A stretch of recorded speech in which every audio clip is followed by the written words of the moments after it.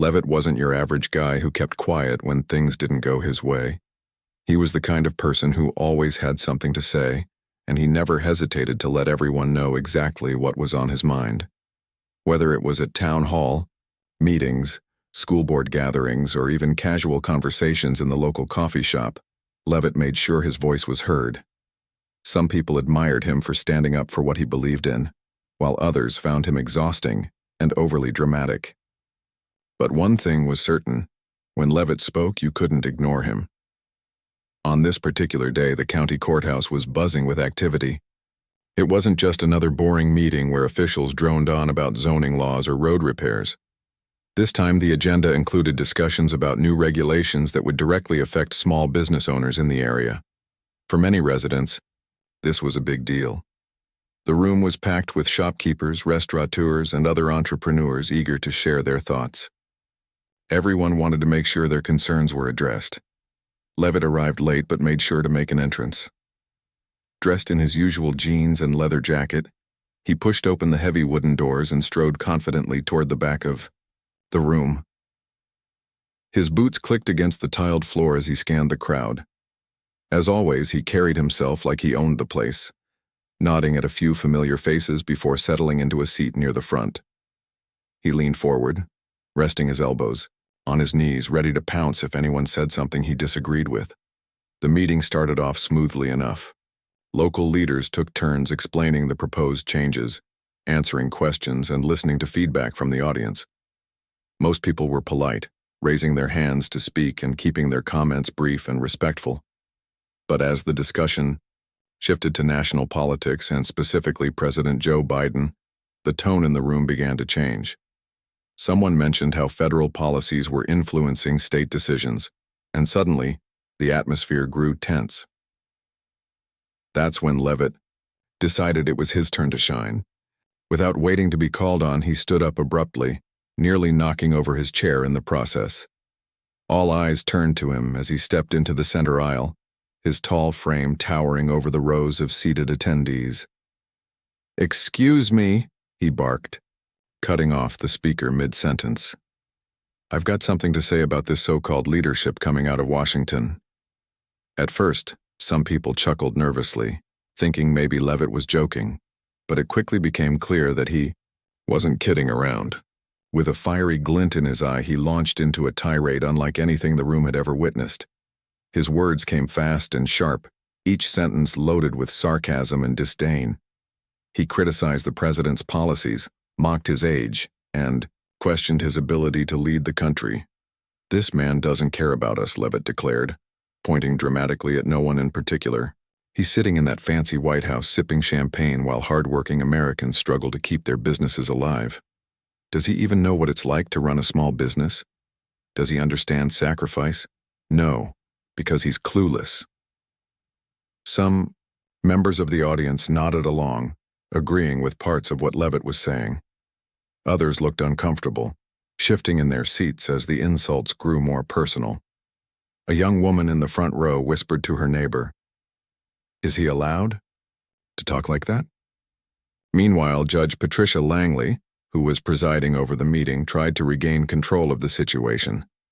She raised her hand and called out, "Sir, please return to your seat. We need to follow proper procedure here." But Leavitt wasn't about to sit down.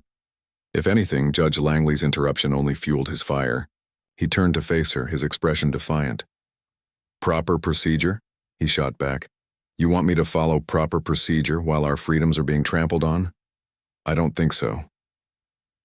Then turning back to the crowd, he continued, ranting, his voice rising with every word. "We're supposed to respect these politicians just because they hold office? Respect has to be earned, folks, and this administration hasn't earned squat." By now, the room was completely divided. Half the audience seemed riveted by Leavitt's passionate speech, hanging onto every word as if he were some sort of modern-day revolutionary. The other half squirmed uncomfortably, exchanging worried glances and wondering how far this spectacle would go. Even the officials seated at the front table exchanged uneasy looks, unsure of how to handle such blatant disregard for decorum. Judge Langley wasn't used to being challenged like this. Known for her stern demeanor and strict adherence to rules, she prided herself on maintaining order in her courtroom, but Leavitt was testing her patience in ways she hadn't anticipated. She banged her gavel once, twice, 3 times, hoping the sharp sound would cut through the chaos. "Mr. Leavitt," she said firmly, her voice cutting across the noise, "you are disrupting this meeting. If you do not calm down and take your seat, I will have no choice but to remove you." For a moment there was silence. Everyone held their breath, waiting to see what Leavitt would do next. Would he finally back down and sit quietly? Or would he push the situation further? Slowly, a smirk spread across his face. Instead of apologizing or retreating, he crossed his arms and planted his feet firmly on the ground. "Go ahead," he said, his tone dripping with mockery. "Try to remove me. See how far that gets you."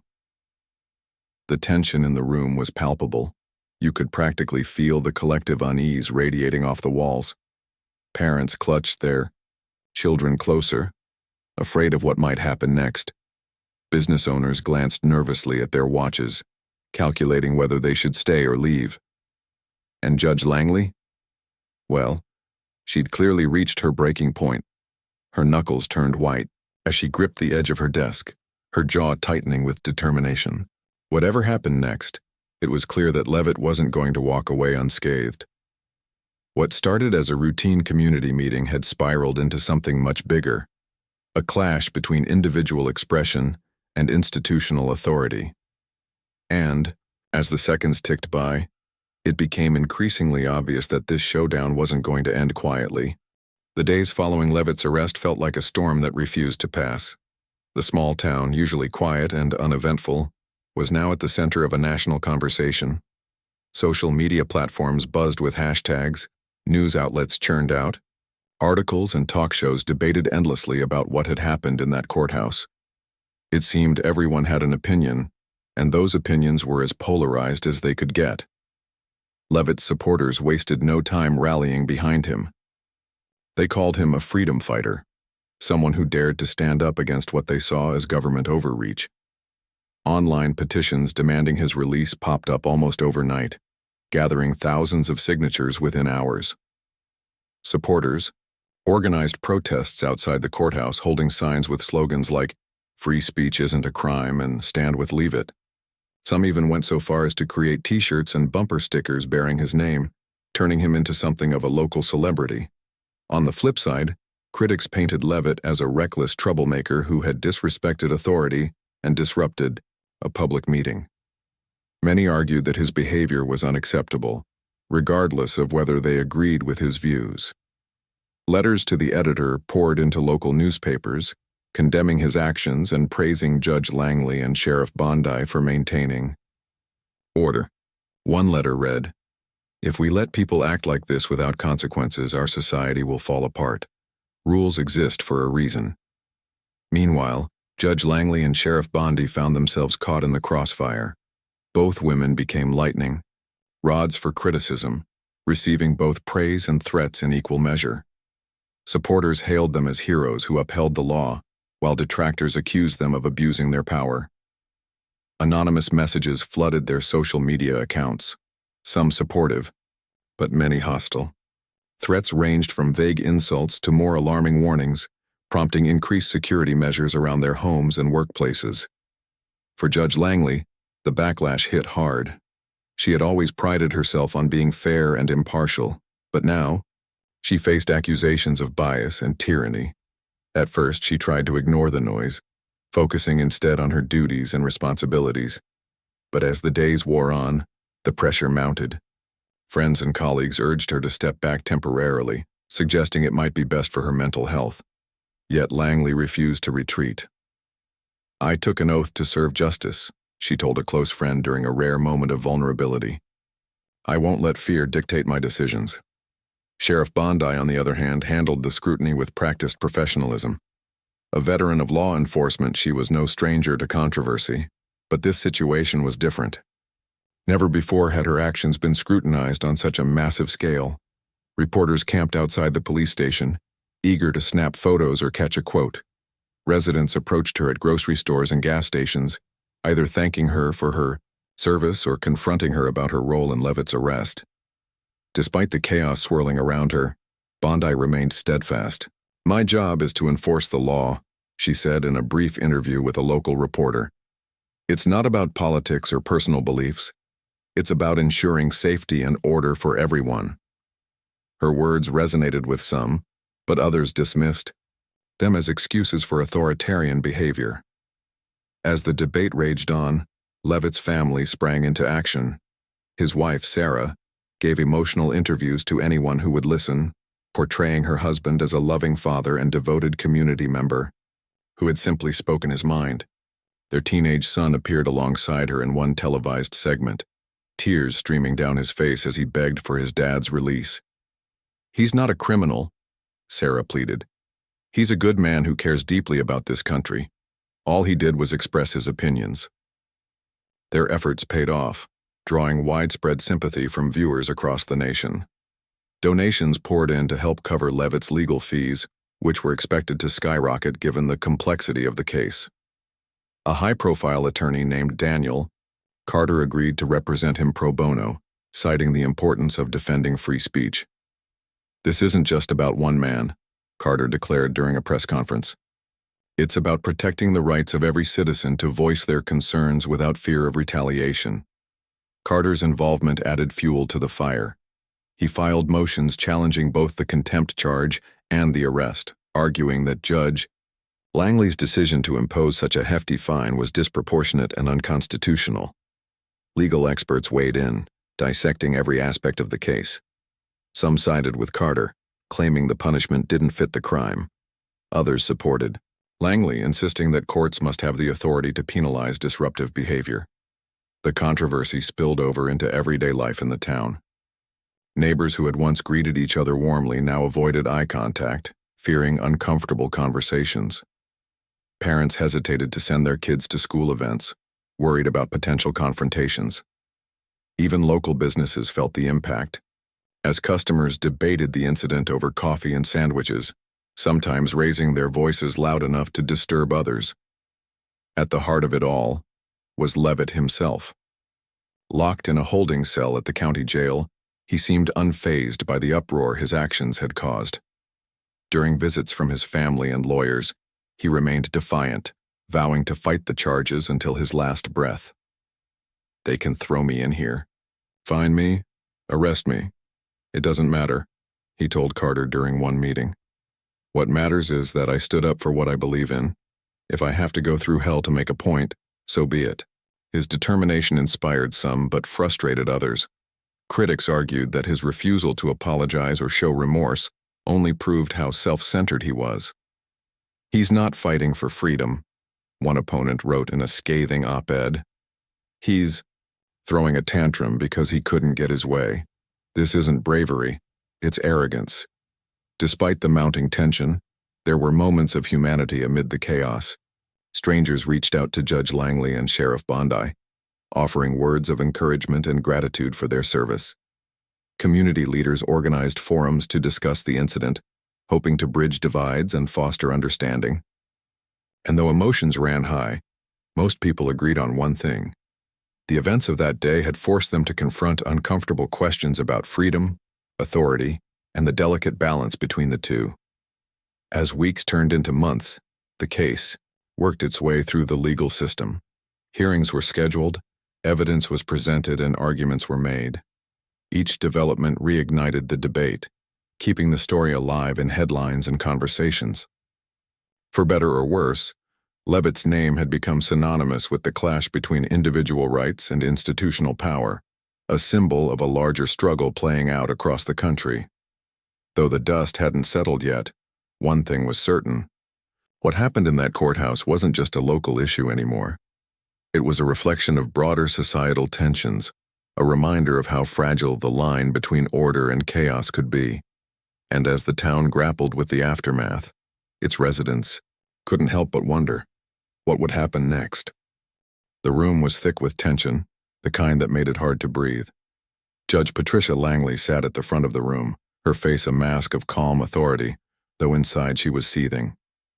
She had spent decades presiding over meetings, courtrooms, and public forums, and in all that time she prided herself on maintaining order. But Leavitt wasn't just another disruptive attendee. He was a force of nature.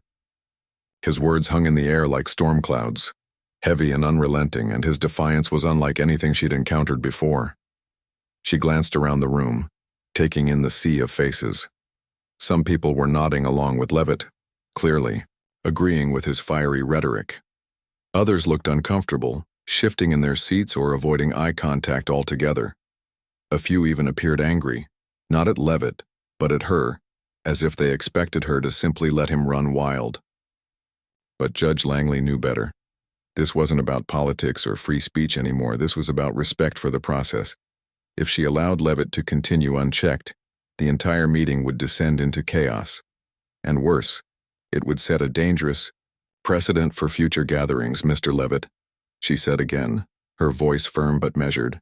You have been warned multiple times to cease your disruptive behavior. I will not tolerate this level of disrespect in my courtroom. Her words echoed off the walls, cutting through the murmurs of the crowd. For a brief moment, there was silence. Everyone seemed to be holding their breath, waiting to see how Leavitt would respond. But instead of backing down, he leaned forward, his arms still crossed defiantly over his chest. Respect? He scoffed, his tone dripping with sarcasm. You want me to show respect while you sit up there pretending to care about what we're saying? Respect is earned, Judge, and frankly, you haven't earned mine. A ripple of gasps spread through the audience. Even those who had initially sided with Leavitt seemed taken aback by his audacity. No one spoke to a judge like that. Not in this town, not anywhere. It was one thing to criticize policies or express frustration, but openly challenging a figure of authority in such a brazen manner? That was crossing a line most people wouldn't dare approach. Judge Langley's patience snapped like a twig under pressure.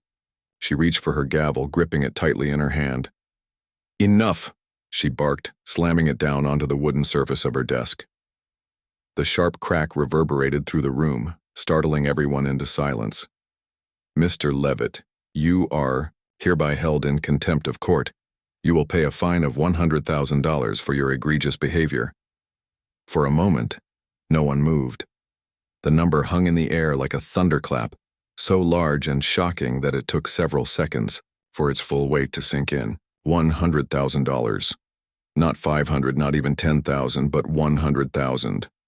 Gasps erupted from the audience, followed by whispered conversations. Some attendees exchanged wide-eyed looks, while others buried their faces in their hands, shaking their heads in disbelief. Leavitt, however, didn't flinch. Instead, he threw his head back and laughed, a deep, booming laugh that filled the room and sent chills down spines. When he finally stopped, he wiped an imaginary tear from the corner of his eye and smirked at Judge Langley. $100 grand, really? He said, his voice laced with mockery. You think throwing numbers around like that makes you powerful? Newsflash, Judge. This isn't justice. This is bullying. His words struck a nerve.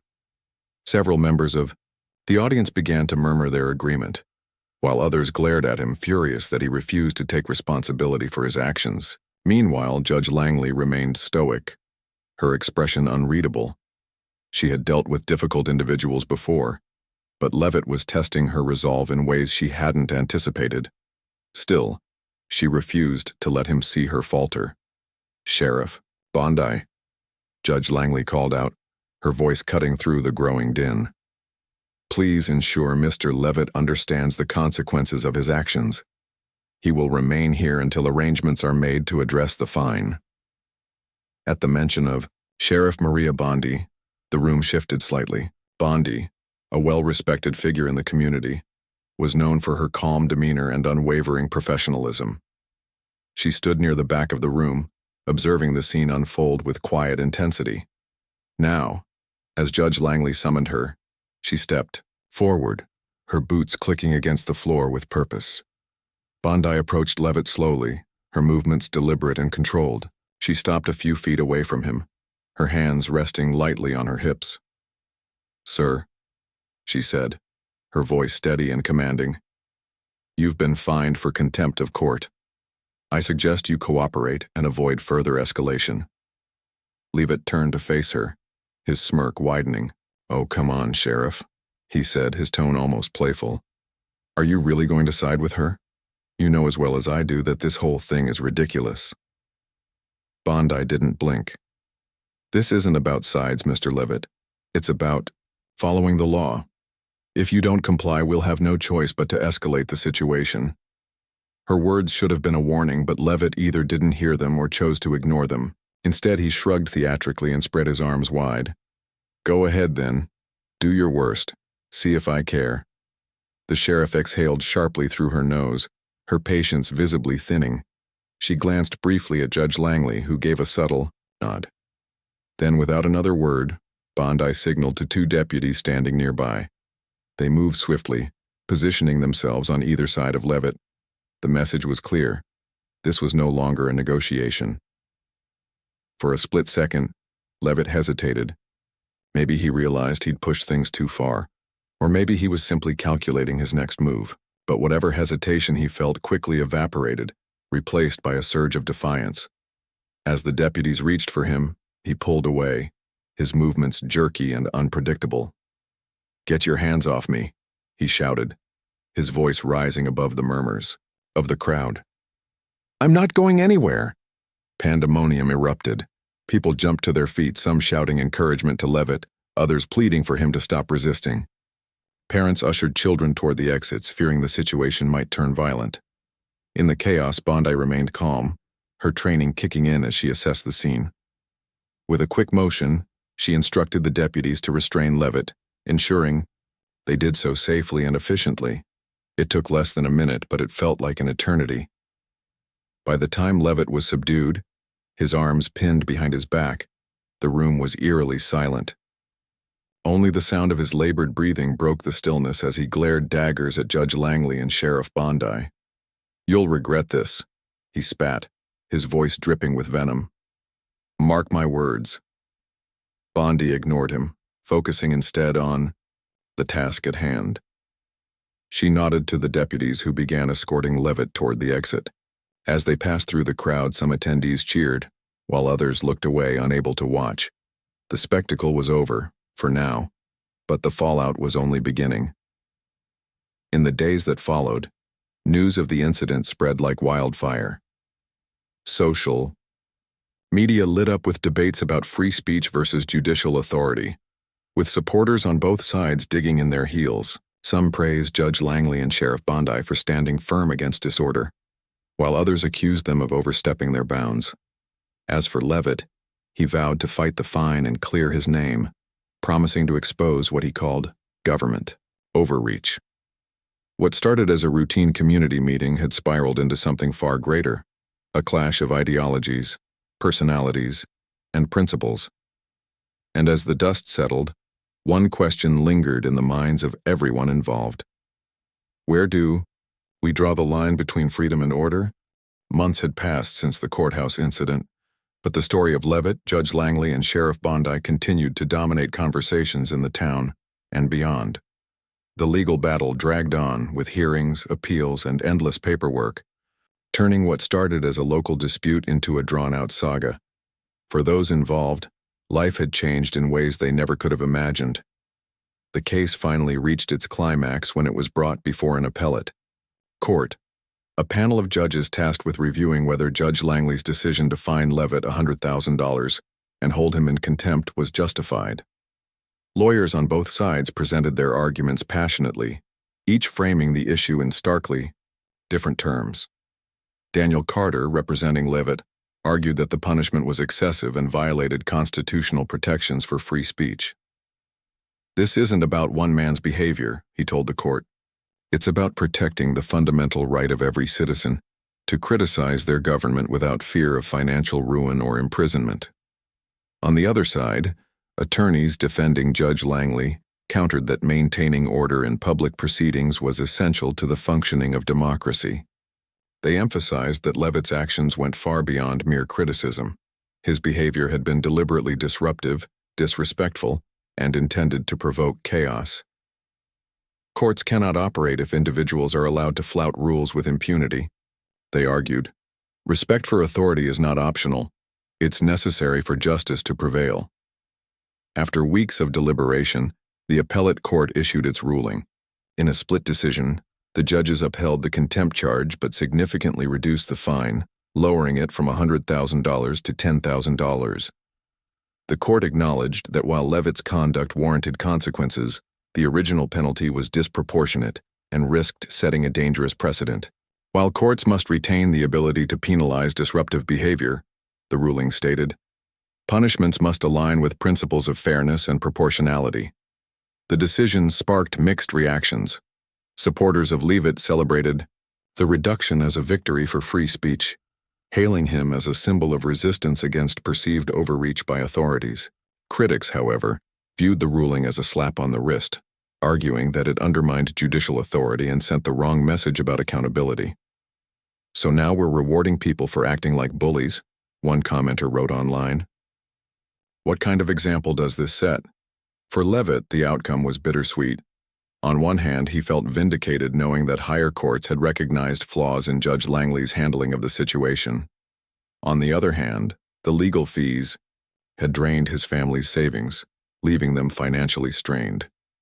Despite these challenges, Leavitt remained defiant. He vowed to continue attending public meetings and speaking out on issues he cared about, though he promised to do so more strategically. "I'm not backing down," he said during a press conference shortly after the ruling. "But I've learned that you can fight the system without burning bridges, sometimes." Judge Langley, meanwhile, quietly retired from her position shortly after the appellate court's decision. Though she maintained that she had acted in accordance with her duties, the stress and scrutiny of the past months had taken a toll. Friends described her as exhausted but proud of her career, emphasizing that she had always sought to serve justice fairly. Her retirement party drew a mix of well-wishers and critics, reflecting the divided legacy she left behind. As for Sheriff Maria Bondi, the incident solidified her reputation as a no-nonsense leader who could handle pressure with grace. While some residents still resented her role in Leavitt's arrest, many praised her professionalism and commitment to enforcing the law impartially. She became a frequent guest speaker at community events, where she encouraged open dialogue about balancing individual freedoms with collective responsibility. "We all want the same things," she often said: safety, fairness, and respect. It's how we get there that divides us. In the months following the ruling, the town slowly began to heal. Tensions eased as people focused on moving forward rather than dwelling on the past. Community leaders organized forums and workshops aimed at fostering understanding and bridging divides. At one such event, a local pastor delivered a heartfelt sermon urging forgiveness and unity. "None of us are perfect," he said, "but holding on to anger only hurts ourselves. Let's find common ground and work together to build a better future." Even Leavitt found himself softening, at least a little. While he still attended public meetings and voiced his opinions, he did so with a newfound awareness of the impact his words and actions could have. During one particularly heated discussion about zoning laws, he surprised everyone by thanking the officials for listening patiently and acknowledging opposing viewpoints. "I might not agree with everything," he admitted afterward, "but I respect the process. That's something I've come to appreciate." Though scars remained, the town emerged stronger in some ways. The incident served as a wake-up call, forcing residents to confront uncomfortable truths about freedom, authority, and the importance of civility. It reminded them that democracy wasn't just about winning arguments, it was about finding solutions that worked for everyone, even when it required compromise. Years later, the courthouse incident was remembered not as a moment of division, but as a turning point. A plaque was eventually placed outside the building commemorating the event, not to glorify any one person but to honor the lessons learned. Engraved on the plaque were simple words: "Freedom thrives when respect guides our voices." And so life in the town carried on. Leavitt continued to speak his mind, though with a touch more restraint. Judge Langley enjoyed her retirement, occasionally mentoring young lawyers eager to learn from her decades of experience, and Sheriff Bondi remained a pillar of the community, reminding everyone that leadership meant serving others with integrity and compassion. What started as a single act of defiance had evolved into something much greater, a testament to the Resilience of a community determined to rise above conflict and embrace the complexities of living together in harmony. The room was still buzzing with tension as Sheriff Maria Bondi took charge of the situation. Everyone could see that Leavitt wasn't going to back down, and his defiance had turned into outright resistance. The deputies on either side of him were trying their best to keep him under control, but Leavitt wasn't making it easy. He jerked his arms, twisted his body, and shouted loudly enough for the entire courthouse to hear. "You think this is justice? This is oppression," he yelled, his voice bouncing off the walls like a thunderclap. Bondi stepped closer, her calm demeanor unwavering despite the chaos unfolding in front of her. She didn't raise her voice or lose her composure. Instead, she spoke firmly, her tone carrying the weight of someone who knew exactly what she was doing. "Mr. Leavitt," she said, her eyes locked onto his, "you've been given multiple opportunities to cooperate. If you continue to resist, you're only making things worse for yourself." But Leavitt wasn't listening, or maybe he didn't care. His face was red with anger and his chest heaved as he struggled against the deputies. "Worse for me?" he shot back, his voice dripping with sarcasm. "Oh, I'm sure being fined more money than I'll ever make in my life isn't bad enough, right? Why not throw me in jail too while you're at it?" His words drew murmurs from the crowd. Some people nodded sympathetically, clearly siding with him. Others exchanged nervous glances, unsure of what to think. A few even whispered among themselves, speculating about whether Leavitt's behavior was justified or if he was simply digging himself deeper into trouble. Despite the divided opinions, one thing was clear. No one in the room could look away. The drama unfolding before them was impossible to ignore. Bondi exhaled sharply through her nose, her patience wearing thin but not breaking. She glanced briefly at Judge Langley, who gave an almost imperceptible nod. It was all the confirmation Bondi needed. Turning back to Leavitt, she said, "Sir, I'm giving you one last chance. Stop resisting and we can handle this peacefully." Leavitt laughed, a sharp, bitter sound that echoed through the room. "Peacefully?" he sneered. "You call dragging me out of here in handcuffs peaceful? Go ahead, Sheriff. Show everyone what peaceful looks like."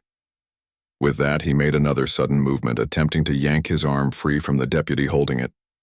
But the deputies were trained professionals, and they weren't about to let him escape.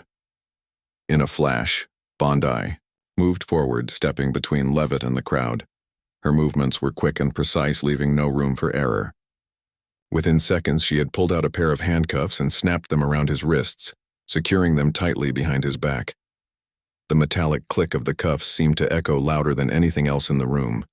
For a moment, there was complete silence.